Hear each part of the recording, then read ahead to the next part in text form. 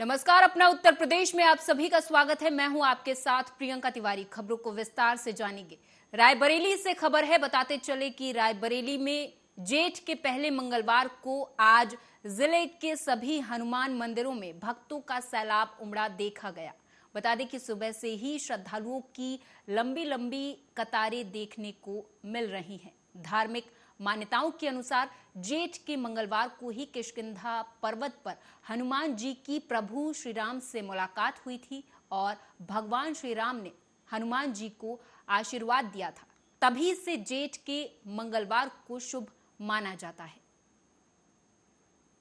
अभय दादा की बहुत बड़ी आस्था है। यहाँ जो भी मांगो पूरा होता है और कोशिश यही रहती है हर मंगलवार यहाँ पहुँची। और यहाँ के भक्त लोगों को देखिए, श्रद्धा की वजह से ही इतने लोग यहाँ पे एकत्रित होते हैं और हमेशा भंडारा वगैरह होता रहता है। बहुत ही अच्छा मंदिर है, सिद्ध मंदिर है। ये जनपद में इकलौती प्रतिमा है हनुमान जी की जो काले रंग की है। जी जी। तो क्या आस्था है? जी आस्था यही है कि यहाँ भी जो भी मांगो पूरा होता है। लोग पूरा होते ही यहाँ पे पाठ वगैरह हमेशा चलता रहता है, सुंदरकांड पाठ वगैरह। अभय दादा की बहुत बड़ी आस्था है। यहाँ जो भी मांगो पूरा होता है। और ये काले हनुमान जी का एक प्रसिद्ध मंदिर है और यहाँ पर जो सच्चे हृदय से मांगता है उसको मन्नत पूरी होती है। और मैं हर मंगल और हर शनिवार को आता हूँ यहाँ पर और भी श्रद्धालुओं से मैं कहता हूँ कि आप यहाँ दर्शन करिए, आपकी जो मन्नतें होंगी सब पूरी होंगी। तो कितने सालों साफ सफाई और पहले अभिषेक हुआ, श्रृंगार हुआ, प्रसाद वितरण हुआ और भक्त एकदम वो तांता लगा है, दर्शन करके मत्था टेक के अपनी मन्नत पूरी करते हैं। आज दिन भर क्या क्या कार्यक्रम होंगे यहाँ पर? पहले अब दोबारा फिर अभिषेक होने वाला है, फिर प्रसाद वितरण होगा, सुंदरकांड का पाठ। जेठ के बड़े मंगल पर आज जो है हनुमान मंदिरों में जो है भक्तों का सैलाब उमड़ा है। इस समय हम रायबरेली जनपद के अभय दाता मंदिर में मौजूद हैं। आप देख सकते हैं यहाँ पर सुबह से ही जो है आज जो है आस्था का सैलाब उमड़ा है और बड़ी संख्या में लोग जो है वो लाइन लगाकर भगवान के दर्शन कर रहे हैं। आपको बताते चले ये रायबरेली जिले की एक अद्भुत प्रतिमा है जो इसमें हनुमान जी की प्रतिमा काले रंग की है। आपको बताते चले कि आज धार्मिक पुराणों के अनुसार ऐसी मान्यता है कि आज के दिन जो है किष्किंधा पर्वत पर भगवान राम और हनुमान जी का मिलन हुआ था।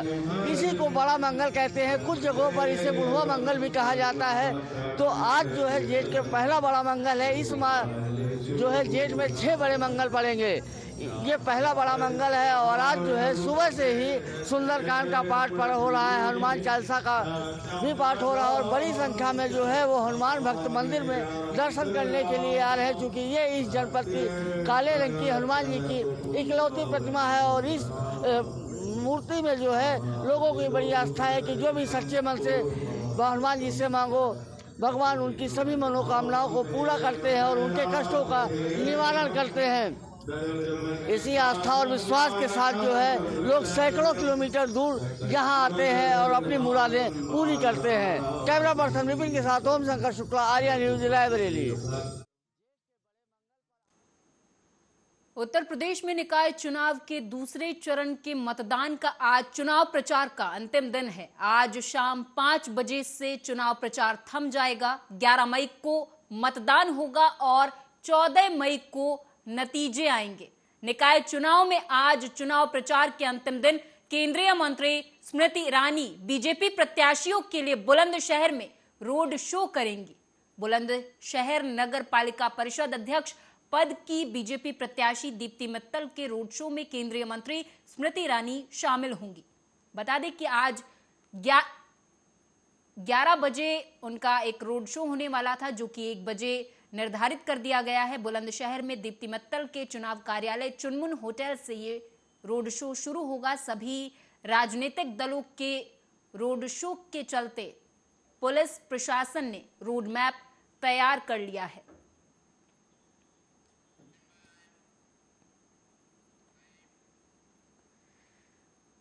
अलीगढ़ में सपा सुप्रीमो अखिलेश यादव ने बीजेपी सहित पूर्व के मेयरों पर निशाना साधा। इस दौरान उन्होंने कहा कि बीजेपी का स्मार्ट सिटी बनाने का नारा जुमला बन गया है। कोशिश है कि बेसिक सुविधाएं जो जनता को मिलनी चाहिए, और अगर सुविधाएं नहीं सरकार दे पा रही है तो इतना हाउस टैक्स क्यों, इतनी बिजली का रेट क्यों, और फिर कौन सा शहर बचा है जहां पर सड़कों का, ट्रैफिक का इंतजाम सांड ना देख रहे हो। इसीलिए मैंने कहा एएनआई आपको देखना चाहिए। उन्होंने केवल ताला नहीं कहा, ताला तहजीब, ताला तालीम तहजीब, तो तहजीब आप एएनआई देख लो, तालीम भी उसी से पता लग जाएगी। और जहां तक सवाल ताले का है, देखो ताला एक पहचान है, ताले से सुरक्षित की जाती चीज है। हमारी आपकी जिम्मेदारी है ऐसे लोगों को ताले में बंद कर दो जो बाबा साहब भीमराव अंबेडकर जी के सिद्धांत, उनका संविधान, उनका बताए हुए रास्ते को बदल रहे हैं। ऐसे यूपी में निकाय चुनाव के दूसरे चरण के मतदान को लेकर घमासान लगातार जारी है। सभी राजनीतिक दलों ने निकाय चुनाव में जीत को लेकर पूरी ताकत झोंक दी है। राजनीतिक दलों के दिग्गज नेता अपनी अपनी पार्टी के प्रत्याशियों के लिए चुनाव प्रचार करते हुए दिखाई दे रहे हैं और पार्टी के पक्ष में समर्थन जुटाने की कवायद तेज कर दी है। वहीं निकाय चुनाव में जीत को लेकर समाजवादी पार्टी ने भी अपनी पूरी ताकत का एहसास कराने का काम तेज कर दिया है। साथ ही जीत का मैदान तैयार करने का काम करती हुई समाजवादी पार्टी नजर आ रही है। इसी के चलते समाजवादी पार्टी के दिग्गज नेता, यूपी के पूर्व कैबिनेट मंत्री और सपा के राष्ट्रीय महासचिव शिवपाल सिंह यादव ने आज कानपुर देहात में ताबड़तोड़ चुनाव प्रचार किया। नगर परिषद नीरज की मां चुनाव लड़ रही है और देखिए यहाँ एक तरफा चुनाव है। बहुत वोटों से सबकी जमानत जब्त होगी और रमा देवी बहुत वोटों से जीतेगी।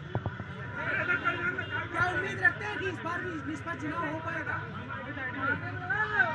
देखिए रखते हैं कि निष्पक्ष चुनाव हो पाएगा, जो हर बार आरोप लगता है बीजेपी पर। देखिए बीजेपी के जो मंत्री हैं और सभी अधिकारियों के बल पर चुनाव जीतना जा रहे हैं। पब्लिक में तो जा नहीं रहे, केवल अधिकारियों को निर्देश देते हैं, लेकिन जनता मुकाबला करेगी। समाजवादी पार्टी के लोग समाजवादी।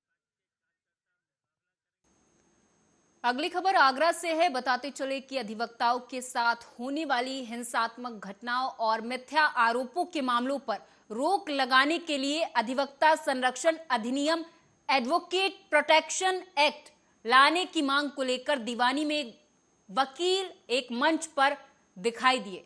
अधिवक्ताओं ने दीवानी में ग्रेटर आगरा बार एसोसिएशन के अध्यक्ष दुर्ग विजय सिंह भैया के नेतृत्व में अधिवक्ता संरक्षण अधिनियम को योगी सरकार से जल्द लागू करने की मांग की है। हमारा सीधा मांग उत्तर प्रदेश सरकार से है। हमने माननीय मुख्यमंत्री जी को यह पत्र लिखा था और उसमें कहा था कि उत्तर प्रदेश के अंदर हर जिले में कहीं ना कहीं अधिवक्ता की हत्या हो रही है। अधिवक्ता असुरक्षित महसूस करता है अपने आप को। दिन दहाड़े कहीं भी गोली मार दी जाती है। दीवानी कचहरी में बार काउंसिल की चेयरमैन दरवेश यादव को गोली मारी गई, खुलेआम था ये। इसी तरह शाहजहाँपुर में हत्या हुई, फिरोजाबाद में अधिवक्ता को चैलेंज देके गोली मारी गई, मथुरा में मारी गई, तो बुलंदशहर में मारी गई, और अभी हाल में इलाहाबाद में भी उसी तरह का हुआ। तो उसको लेकर के था माननीय मुख्यमंत्री जी के यहाँ जब ये पत्र गया था तो इसको उन्होंने अपने यहाँ दर्ज भी किया और सारे विधायक और सांसदों को भी भेजा। गोरखपुर के गोरखनाथ मंदिर परिसर में बने नवदेव मंदिरों में विग्रहों की प्राण प्रतिष्ठा का आयोजन शुरू हो गया है। सोमवार से 21 मई तक 2 चरणों में कथाओं का आयोजन शुरू हुआ है। सोमवार से शिव महापुराण की कथा शुरू हुई तो वहीं 15 मई से श्रद्धालु श्रीमद् भागवत कथा का श्रवण कर सकेंगे। शिव महापुराण की कथा का वाचन 14 मई तक बालक दास जी करेंगे।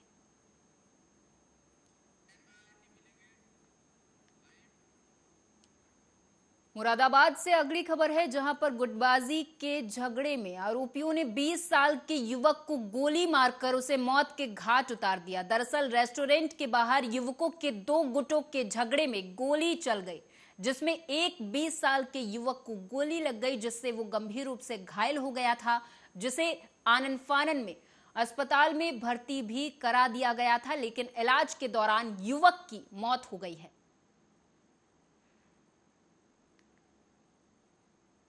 तो बेटे का आपके प्रेम शर्मा।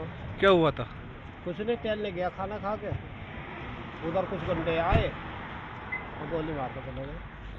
कोई विवाद चल रहा था? ना, कुछ भी नहीं, कोई विवाद नहीं था। तो कहाँ रहते हैं आप? मैं नए गाँव कागल पे। कागज पे रहते। बेटे खाना खा के गए थे आपके? जी। बेटा खाना खा के गया था घर से टहलने? खाना खा के टहलने को जाते हैं, 2-3 लड़के और थे। अच्छा। अब वो उधर से बाइक चलाते आ रहे हैं, 10-12 बाइकें ही। मजूला में अभी करीब शाम को 9:30 बजे के आसपास में ये सूचना मिली थी कि एक 20-22 साल की उम्र का एक लड़का है, उनको गोली लगी है और उनको साईं हॉस्पिटल में अभी एडमिट कराया गया है। यहाँ पे थाना मजूला की जो हमारी टीम है, एसपी सिटी साहब और सीओ साहब, सब लोगों ने मौके पर मुआयना किया। वहाँ पे उनको इलाज के दौरान उनकी मृत्यु हो गई। और ये जो घटना है ये बुद्धि विहार कॉलोनी में एक MGR के नाम से रेस्टोरेंट है, उसके आसपास में हुई है। और ये जानकारी मिली है कि वहाँ कुछ लड़के आपस में किसी बात में वाद विवाद हो गया था और उसी दौरान ये जो लड़का है वहाँ से गुजर। यूपी के हापुड़ से अगली खबर है। बताते चले कि लाइफलाइन हॉस्पिटल की बड़ी लापरवाही सामने आई है, जिसकी वजह से डिलीवरी के दौरान नवजात डस्टबिन में गिर गया, तो वहीं नवजात घंटों तक उसी में पड़ा रहा। हालांकि ये लापरवाही इतनी बड़ी है कि इसे दरकिनार नहीं किया जा सकता था, लेकिन अस्पताल की लापरवाही यहीं नहीं रुकी। अस्पताल की ही डॉक्टर नीता शर्मा ने जिंदा बच्चे को मृत घोषित कर दिया। ये हुआ कि हम 3 बार बच्चे को पूछने के लिए गया, इन्होंने वापसी कर दिया, फिर चौथी बार पोर्ट बांध कर हमारे हाथ में दे दिया। अच्छा, क्या क्या क्या बोल रहे थे? कि आपका बच्चा खत्म हो गया। अच्छा, तो आप अपने बच्चों को जब खत्म हो गया घर ले गए? घर ले जाने पर खोल कर देखा तो उसमें सांस आने के बाद फिर हम हॉस्पिटल ले आए। गाजियाबाद के लोनी में चुनाव को लेकर AIMIM पार्टी ने प्रेस वार्ता की। इस दौरान पार्टी ने विपक्ष पर निशाना साधा और कहा कि बसपा पार्टी के प्रत्याशी को कोई बिठाने को तैयार नहीं है। बसपा पार्टी के प्रत्याशी जगह जगह रोते बिलखते हुए नजर आ रहे हैं। उन्होंने आगे कहा कि लोनी विधानसभा चुनाव में बसपा पार्टी हारने के बाद बसपा पार्टी का वजूद खत्म हो चुका है। लोनी नगर पालिका का चुनाव प्रचार कल शायद पूरा होने जा रहा है 5 बजे। हर प्रत्याशी अपनी अपनी दौड़ में है, लेकिन मैं समझता हूं कि जिस तरीके से गठबंधन वाले, बीजेपी वाले, बसपा वाले मेरा पीछा कर रहे हैं, मैं समझता हूं कि इनके पैरों के नीचे से जमीन खिसक गई और अब की बार MIM पार्टी लोनी नगर पालिका के ऊपर झंडा लहराएगी। मैं दूसरी पार्टियों को संदेश देना चाहता हूं कि अपने अपने घर बैठे, अब की बार MIM पार्टी होगी लोनी के अंदर और MIM। गाजियाबाद के लोनी में सभी पार्टियों के प्रत्याशी जहां एक तरफ चुनावी क्षेत्र में अपनी ताल ठोक रहे हैं, वहीं दूसरी तरफ राष्ट्रीय लोकदल पार्टी से प्रत्याशी रंजीता धामा को जनता से भरपूर समर्थन मिल रहा है। तस्वीरों में आप देख सकते हैं रंजीता धामा के साथ चुनावी मैदान में समाजवादी पार्टी से उम्मीद पहलवान मौके पर मौजूद नजर आ रहे हैं।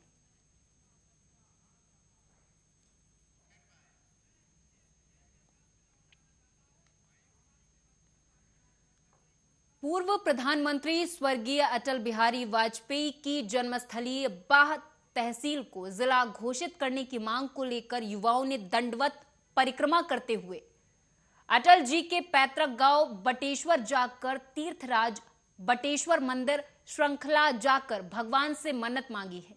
बता दें कि सर्व समाज महामन्नत पैदल यात्रा के आयोजक युवा समाज सेवी मुकेश गुर्जर ने बताया कि बाह तहसील को जिला घोषित करने की मांग काफी सालों से की जा रही है।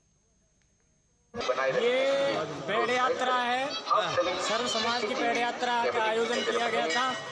ये बजरंगबली से 15 किलोमीटर दूर है और ये सभी भाइयों ने इसलिए रखा कि बाजला बनाने की मांग काफी टाइम से चल रही है। अच्छा, जिला अटल के नाम पे को जिला बनाया जाए। ये क्षेत्र काफी सालों से पिछड़ा चल रहा है। जब से देश आजाद हुआ छुड़ाई है और अभी तक रायबरेली में मामूली कहासुनी को लेकर शादी समारोह के दौरान दो पक्षों में जमकर मारपीट हो गई। बता दें कि इस मारपीट में महिलाएं भी आगे रहीं और जमकर लाठी डंडे चले। तो वहीं अब इस मारपीट का वीडियो सोशल मीडिया पर जमकर वायरल हो रहा है।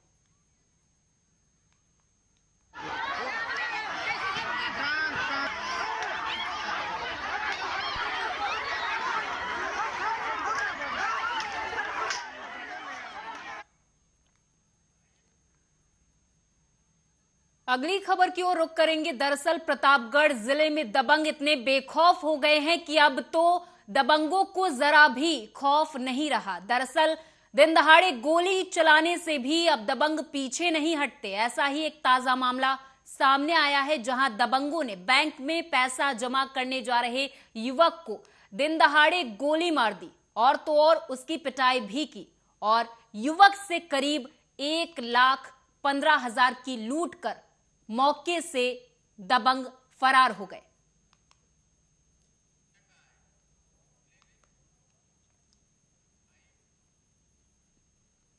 जहां एक तरफ योगी सरकार लगातार अपराधियों और अराजक तत्वों पर कार्रवाई करने की बात करती है, वहीं दूसरी तरफ रायबरेली जनपद के गुरबख्शगंज थाना क्षेत्र के अंतर्गत दोमी खेड़ा मजरे बर्दर में अज्ञात चोरों ने लगभग कई घरों से 1 दर्जन भैंस चोरी कर फरार हो गए। जहां आज पीड़ित ने गुरबख्शगंज कोतवाली पहुंचकर शिकायत पत्र दिया। वहीं क्षेत्र में हो रही घटना से पुलिस के ऊपर से जनता का विश्वास भी टूटता हुआ नजर आ रहा है। अब देखना यह होगा कि गुरबख्शगंज पुलिस चोरों को पकड़ पाती है या नहीं, या फिर दी गई तहरीर को ठंडे बस्ते में डाल दिया जाएगा। कितनी? 8। कब खो गई? आज रात। खोल गई है, खो गई? नहीं, खोल गई। अच्छा, किसी ने देखा? देखा तो नहीं किसी ने। अच्छा, थाने में तहरीर दिया? हाँ, थाने में तहरीर दिया। 8 भैंसे आपकी ही थी कि और किसी की थी? नहीं, हमारे चाचा की थी। हमारे तो सर खो गई। अच्छा, 8 रात में खुल गई, वही 1 बजे के लगभग 1 के और 5 के बीच खुली। किसी को शंका, किसी ने? अब देखा नहीं गया किसको कह दिया नहीं। अच्छा, थाने में एप्लीकेशन दे दिया? थाने में एप्लीकेशन दे दिया। थाना अध्यक्ष द्वारा क्या कहा गया? देखेंगे।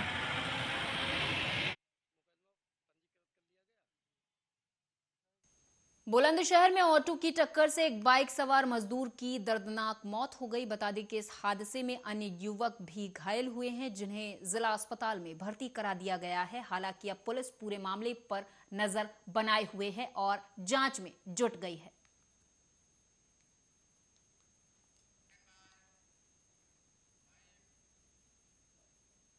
रायबरेली में एक बार फिर से तेज रफ्तार का कहर देखने को मिला है, जहां पिता के साथ मोटरसाइकिल से स्कूल जा रही 7 साल की बच्ची तेज रफ्तार ट्रक का शिकार हो गई है। दरअसल बता दें कि 7 साल की बच्ची को ट्रक ने रौंद दिया, जिससे उसकी मौके पर ही दर्दनाक मौत हो गई है।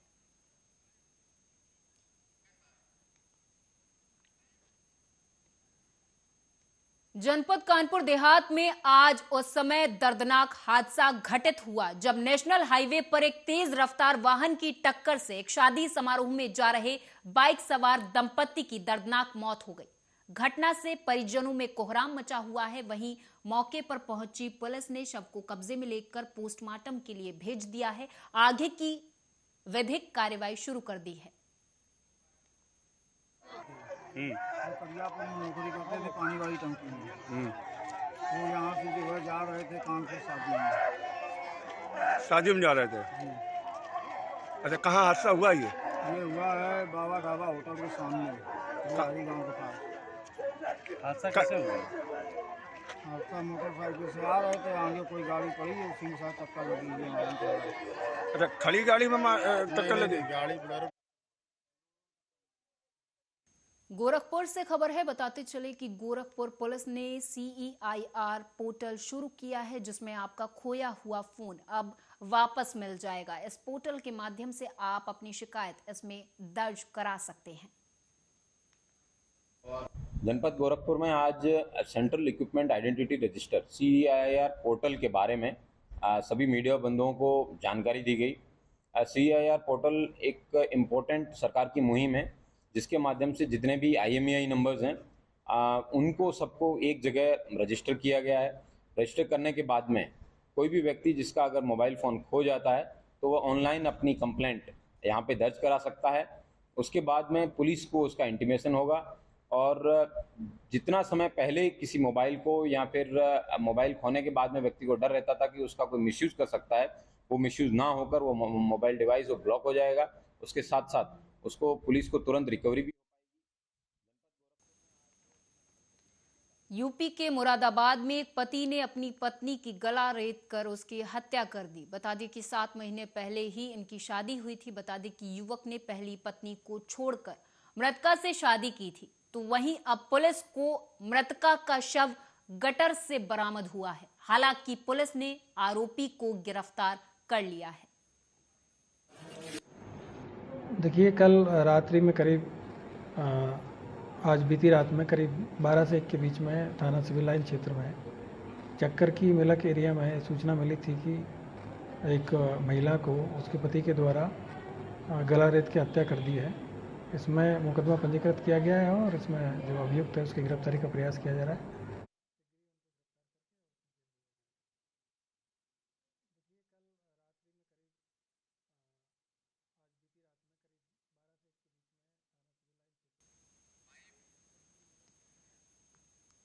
और इसी के साथ इस खास पेशकश में मेरे साथ बस इतना ही। आप देखते रहें आर्या न्यूज।